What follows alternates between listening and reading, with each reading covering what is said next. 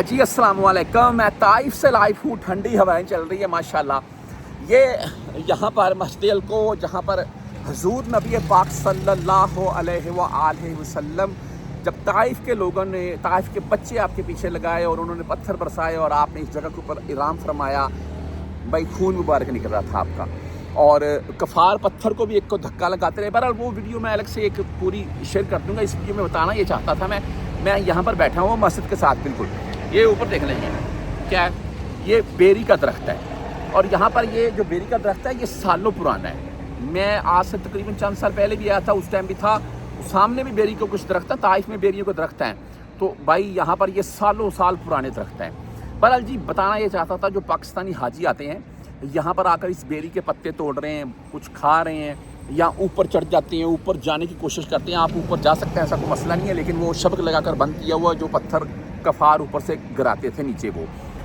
بات کرنے کا مقصد یہ ہے، آپ کو بتانے کا مقصد یہ ہے کہ یہاں پر آئے، آپ نے مٹی اٹھا لی، یہ بیری کے پتے توڑ لیے، یہ کر لیا، ادھر سے وہ ٹہنی توڑ لی۔ یار یہ یہاں کے لوگ اچھا نہیں سمجھتے ہیں، وہ اس